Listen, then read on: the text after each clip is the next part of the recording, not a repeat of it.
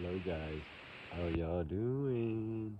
Wanted to say hi. I just turned the camera on, just lit the fire. Give me a few minutes. I got to get a few things together, and I'll be right back. Okay?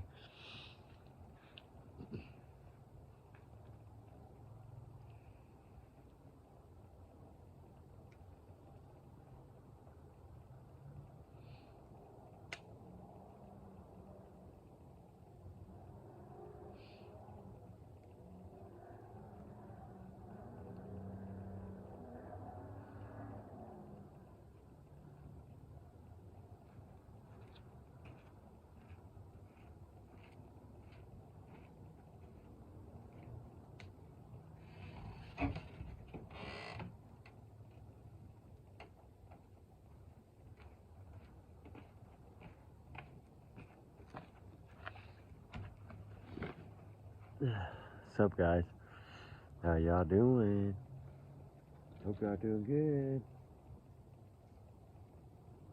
good. Just lit up the fire for y'all guys. I know it's been finally the wind died down. Look at that. It's calm as can be. Want to come on for a minute. Talk a little craziness going on around everywhere. Seemed like today was just a day to get information. Talked to a buddy of mine in Orlando, Florida, that I've known for a while since our kids used to do AA Junior Olympics together, and we traveled all over, and Michigan and Norfolk, Virginia, and Houston, Texas, and all these different places, Ann Arbor, Michigan, all over every summer for AAU Junior Olympics. And I met this gentleman then. He's a lawyer, but he's what do you call it? Family law. Um, Not like criminal or nothing like that. But I did ask him a few questions about a week or so ago, and he got back to me on a few things. It's on the Matty Soto case, and I'd asked him if he had heard any rumors or anything going on there. And he did tell me a couple of things, but not a lot. And like he said, hey, I'm hearing this, take it, as a grain of salt. He said, but it's liable to all come out.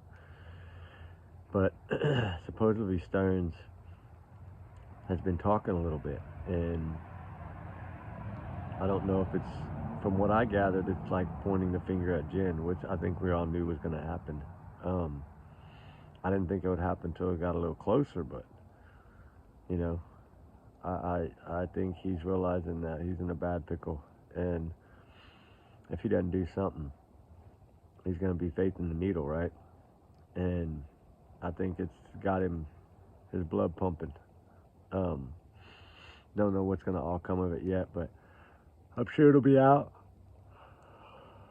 on the YouTube street soon. But supposedly a couple of calls that were made.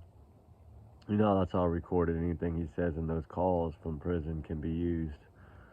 So why it's an investigation going on still. So I don't know what's going to come of that. I hope it does bring even more justice for Matty Soto. He was arrested pretty quickly, but I felt like she should have always been arrested. And then there's some guy on YouTube that, maybe podcast or something. I think it's Crime something, and he's a lawyer, retired lawyer, and he brings news and things. And he had even did a little thing the other day on the immunity and how that worked for Jen and how it was temporary immunity. So it was pretty interesting to listen to. It's only like 15 minutes, but it did shed some more light on what I already thought, that, it was only temporary immunity. A few people have done some things on it. But like I said, it all comes out in the end, right? So justice for Matty Soto, I pray for full justice in this case. She truly deserves it. I know there'll be a lot more to this story that's going to shock a lot of people when it comes out. And I've always pretty much kind of gone with the theory that this poor child thought this man was like, he had groomed her so well that she thought she was kind of like his girlfriend. And we know the dogs hit on her car in the beginning, remember that? So we have to kind of look at that as You know, that was a cadaver dog that hit on her car too. So I think something had happened. I think they had moved her out there to her car. He did, and then she didn't want that, and then he moved her to his car that morning. I've always felt that way. A lot of people felt her car went to that crime scene as well, and it's possible that it was Den. I don't know. Maybe they had taken and changed her clothes and brought her clothes back. Maybe he brought her clothes back in Jen's car. I don't know, guys. But for some reason, those dogs hit on Jen's car. And I think that'll play a big role further down the road. Kind of like the Kohlberger case, right? All this stuff coming out now. We're learning more and more and more now. The probability that most likely his DNA was under Maddie's nails. You know, it's probable. They're not going to rule it out. They're going to let it stand, and I think that's good. I always felt like, what I always tell you, something's going to drop big. Everybody thought it was just a nice seat, and I knew it was at least 6 different areas are most likely going to come out of his DNA in that home. But that's what I heard in the very beginning from very reliable sources. So I always felt like that, right? So now we got to look at what's come out since. A lot's come out lately. So I think it's going to be the video of a suspect is going to come out soon. I wonder now if it was Bethany Funk's phone that recorded him running across that area, because I never really thought he parked up behind that house. I always thought he parked further down, because if you look at the timestamps now that we know, he went outside that home. He was out of there by probably, 4:18 a.m. or right at 4:19 a.m. because at 4:19:07 she was already calling Kaylee's phone and texting. So I felt like it was more like around the lines of when Murphy was barking, and I think the sliding glass door and things triggered that dog off. And now that we know it could have barked for a long time, Murphy could have been following him through the whole house. We don't know. Because we know that we heard later on that the cops had put him in that room, remember? Put Murphy in that other room or bathroom or something like that. So I don't really know exactly what's all going to come out about Murphy, but and supposedly that hair that was found, I believe they from a few slips here and there, something about it being the dog's hair. So why else would they bring it up, right? And I think that's what it's all going to lead to. I think he really made a bunch of bad errors, but I think his errors it ended up being harder than he thought it was going to be. He wasn't prepared for it like he thought he was prepared for it. I know a lot of y'all think Maddie was I think it was Kaylee, because of when he chose to do this was the only time Kaylee was there. I've talked about it before. I think he has followed them on social media, knew that Kaylee was in town, and knew that he had to act and to do his plan, which is totally heartbreaking. I wish something would have happened different to throw him off, like the DoorDash would have stayed longer or something, right? We know that the star gauging, I've always said, is BS. That park was closed. If he was in there, he was in there illegally. So there's just so many things that are now coming out that I think we all kind of knew in the beginning would come out. And I think he's pretty much done for. I think what they've been trying to do proves that he's done for. Everything they're trying to do now they're trying to not say that you can't use the word, a couple of those words, that's what he did. So why can't we use like the red rum, you know? Why can't they use that in court? That's ridiculous to even ask that question. They're gonna laugh at him for that. I mean, just like the autism thing. We knew bombshells were coming, right? We knew he was going to play every card. Remember, I kept telling y'all he's going to start throwing his cards out there because he's worried about saving his own life. But I don't think none of them are going to work. I think they have it. I think they've had a strong enough case from the get-go that they have so much evidence compiled on him that now if he would have left his phone at home, that would have been different. Because then he could have clearly stated, oh, well, somebody stole my car, somebody borrowed my car. He could have thrown anything in there. But he didn't have that option because he had his phone with him. And you'd have think he'd have been smarter than that. But I think he thought he'd get away with it. And I think he had planned it out so well for all those months that he knew in his head, he just thought he knew that he wouldn't leave anything behind. But then when the things went south in that house, just like I'm thinking now more along the lines that when he left Xana's room, he was already in the leaving mode. I think he had his stuff already packed up. I think he had everything done and had everything he was holding in his hands to get out of there. And I think that's why he just went right by her.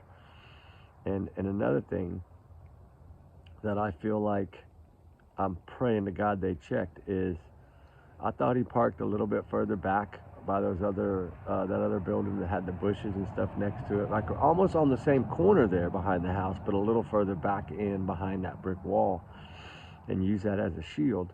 And if you really look at all those photos from that area, there's a manhole right there in the middle of that little road behind the house back there, along that building of, what was it, 500 Queen Road or whatever, that building, that brick building that runs next to their house. And like you drive next to it to drive out and you turn left and come down King Road. I think that he could have thrown a bunch of stuff in that manhole to get rid of it, and that's what took him so many minutes. And it could have been that he was changing clothes and things. I think that is possible. But you would think that he would not want to be driving anywhere with those belongings and those things the way they were. That's why I'm wondering if he utilized that manhole right there. You know, all you need is a tire iron, pop it up a little bit, throw your stuff in there, pop the lid back down, put your clean clothes on, get in your car and get out of there. And being not closer to the house, but, you know, a good couple hundred yards from the home, they might not have checked that manhole. Because it was on that road right there, that little road behind that where the cameras were. I don't know if I'm hoping they checked that. I thought about that a lot. I had it on some of my notes. I just never really talked about it. But, you know, a lot of times they know these things because they've studied this area so much. That another thing I think took time is, like I've always said, I think he had cameras somewhere in one of those trees behind that home, and he was able to watch them, or at least download the still shots from his telephone. He was very smart with cameras, remember that. He had some kind of surveillance going on.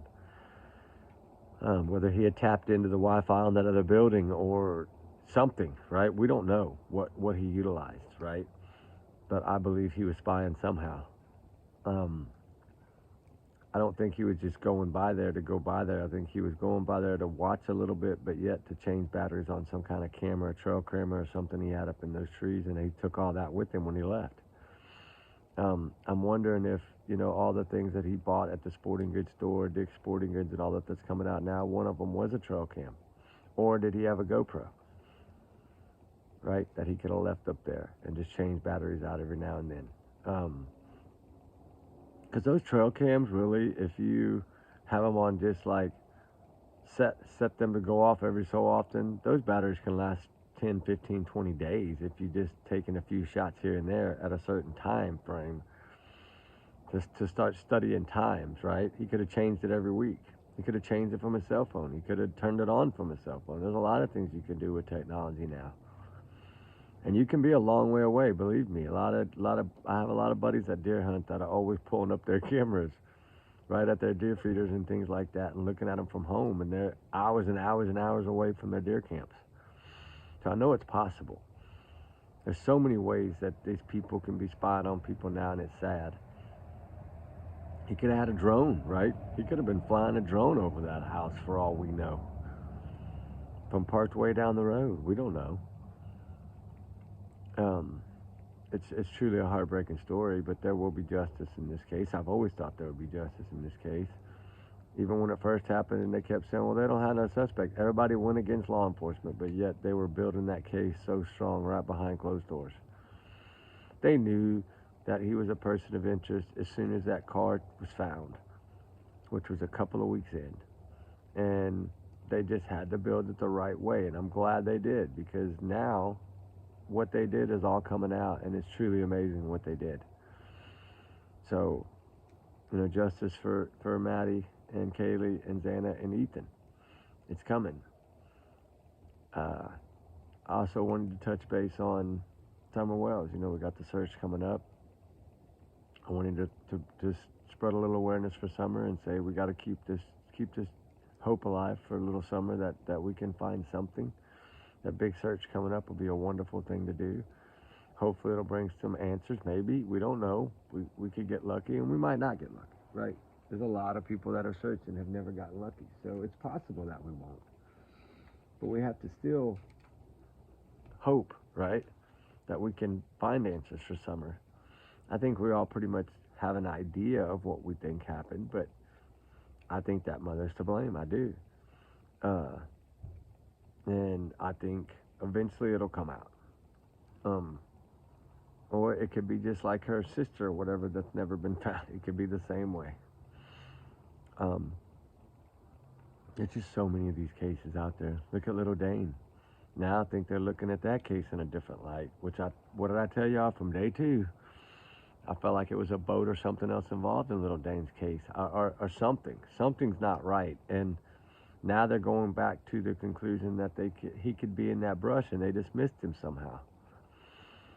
So, when you search the water that many days, and you fly drones, and that as shallow as that water is, you know, in most of those areas, they would have found it by now. I think if he would have been in that water. And I think now they're looking to other avenues because they're not having the luck they thought they were going to have. And this is a truly heartbreaking case. This is a 2-year-old baby that, I pray to God they figure this out. You know, there's just so many young cases seem to be popping up this year with little ones. It's sad. It's sad that so many people would take these children. Not saying in Dane's case, I'm saying in some of these other ones. And then now Casey Anthony's bouncing around everywhere with her channel bigger than mine, right? Which, I mean, that it is what it is. She has her channel because she got away with it. And now Karen Reed's throwing the double jeopardy thing in there, which, sorry guys, but I think it's going to happen. I'm so upset about it, but I'm wondering. Vinnie Paulson did a thing on it the other day. Shout out to him for that. You know, those jurors did pretty much say on 2 of those counts, one being the major count, that she was not guilty.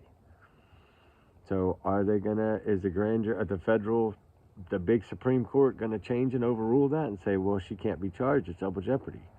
She can only be charged for count 2. Well, that would just be manslaughter with the vehicle under the influence. That's a slap on the hand compared to what, you know, he might not get justice. That's what's sad in that case. And I don't talk a lot about Karen Reed because there's too many undivided people.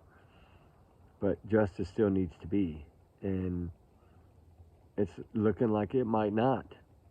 It's looking like she might get away with this altogether. I'm hoping not, but she might, right? And it goes to show you the mistakes that the system can make sometimes, and how it goes to show you that the Bryan Kohberger case, they handled it perfectly. They're not dealing with what they're dealing with Karen Reed. You know? So that goes to show you that they did the extra time. They put their boots on the ground and did the old-fashioned police work with the help of FBI and everybody else. Because it was such a big case. And it's kind of like the Lady Bird Lake, you know. I got so much stuff together, and I thought I was going to get that other email the other day, but I didn't. It told me it'd be Tuesday, so I'm going to move the Lady Bird Lake one over to Tuesday. Because I was waiting on some more specific dates to be able to go over, because I have the majority of them, starting back in February 13, 2022, when the first one was found there, and then all the way to December of 2024, when the last one was pulled out of there. And, you know, you got, 19, I think, in total, but only 14 identified.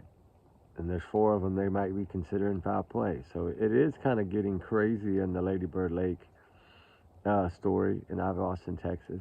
The Rainy Street Reaper, whatever you want to call them.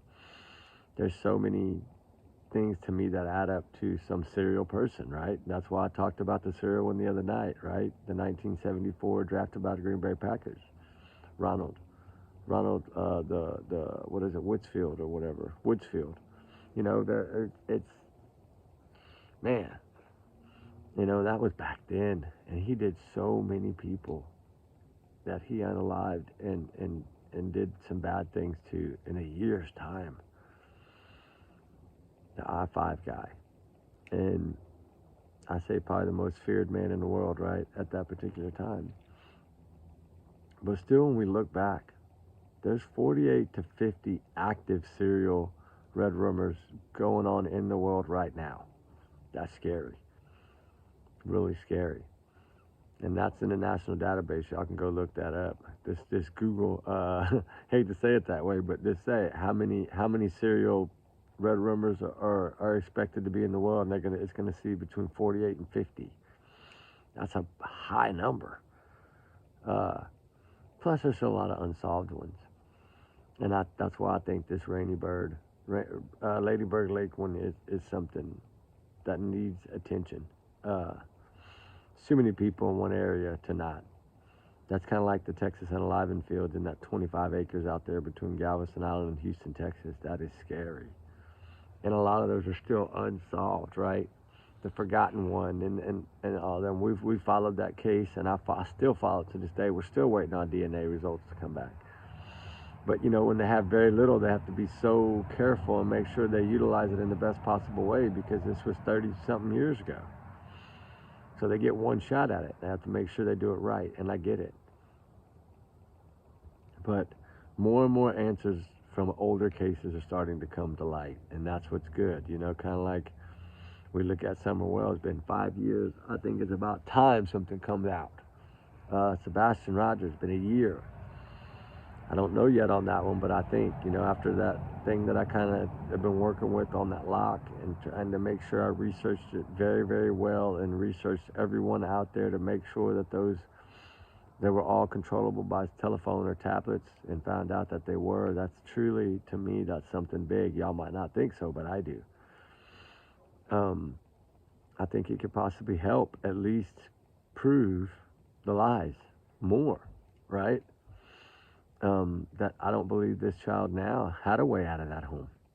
And I think that's why they clearly said at the very beginning, there's no proof that this child left that home. That's why I think Sebastian did not leave on his own. I don't think he took out the trash. I don't think any of that. I don't believe them as far as I can throw them, and that's not very far. So, of course, trigger warnings on all these cases times 100 million, guys. And allegedly, these are just my opinions, my thoughts, my theories, my speculations.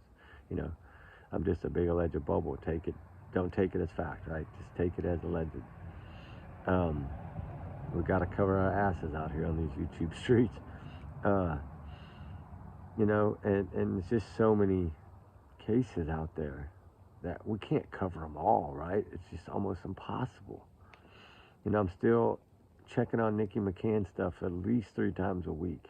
Nothing in that case yet. Tyler still has not been arrested, and they know. I think they know he did it. It's just proving it. There's so many. Suzanne Simpson, right? We've been trying to plan a search for the last 3 days, but this wind and weather has been absolutely insane, and we can't put drones in the air when it's blowing 30, 40, 50 miles an hour. I won't be able to find my drone. So that's why we've been waiting on that one. I hate it when weather changes like that, because I like to do what I can do on my days off and get it done. To try to make a difference, at least. But yeah, there's just so many cases, and so many coming to court soon this year. Look at all that's coming this year. Man, if Karen Reed ends up happening, you're going to have Karen Reed, you're going to have Stephen Stearns, you're going to have Brian Koberger, you're going to have, there's plenty more coming up. And we still have little Dane, right? We still don't know the answers to that yet. And I'm praying to God this little baby's found. If they end up finding this child in the woods, that's going to be, how did they miss him, right? But I know it happens. He's little bitty. He's not big. It's very easy in those thick, dense bushes that he could have tried to crawl under some hedges or something to get warm. We don't know. I don't think he would have wandered off that far, though. I really don't. If he had never done it before, I don't think he would have done it that day. That's why I think may have been a boat or something else. Is in some kind of form of something's not adding up, is what I'm going to say in the Dane case.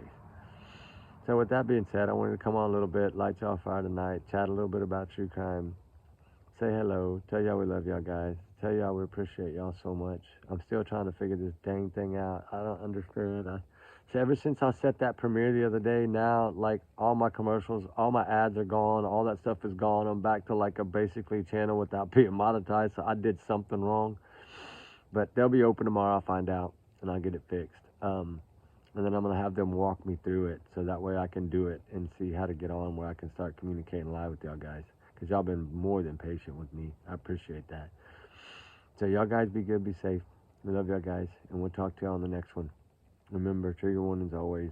Justice for all these cases needs to be. Say your prayers for all the missing, all the runaways. They run for a reason, guys. They need us. They need our hearts. They need our prayers. So say a little extra prayer tonight, okay? If y'all aren't already in bed. This time change is messing everybody up, I think. So y'all have a good night, guys. We'll talk to y'all tomorrow. Y'all be good, be safe. Anything breaks, well, come on. All right, guys. And the wildfires in New York, I'm going to talk about a little bit tomorrow. I forgot I was going to do that today. I just didn't have time. But tomorrow I'm going to talk a little bit about those fires. There's some evacuation orders going on in the New York area right now, and it's pretty scary, kind of like the California wildfires. So we'll talk about that tomorrow. Y'all be good, be safe, guys. All right.